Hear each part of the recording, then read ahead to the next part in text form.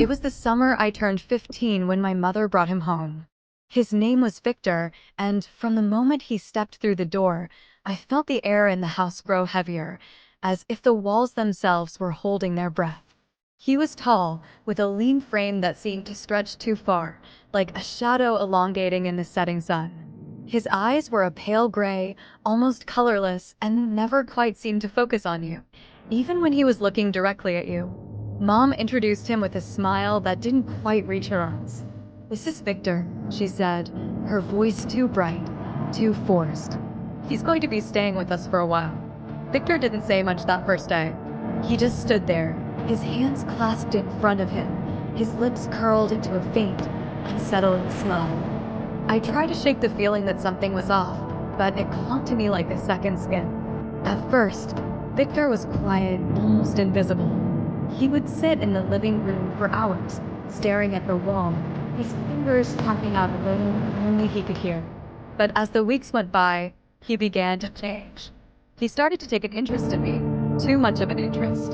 He would ask me questions about school, about my friends, about my parents. His voice was always soft, almost a whisper, but there was something in the way he spoke that made my skin crawl.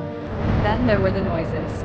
It started with the creaking of the floorboards at night. I would lie in bed, listening to the sound of footsteps pacing back and forth in the hallway outside my door.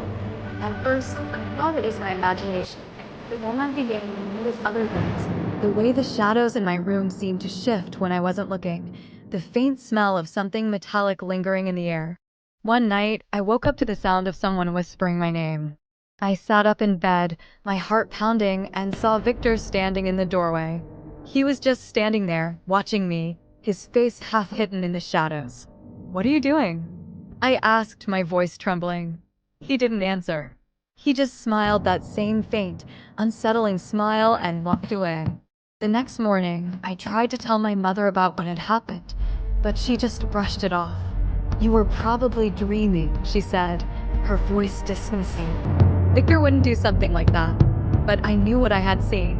As the days went by, Victor's behavior became more and more erratic.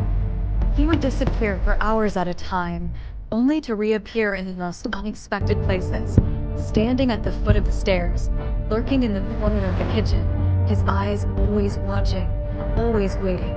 One afternoon, I came home from school to find the house empty. My mother had left a note saying she had gone to the store, but there was no sign of it.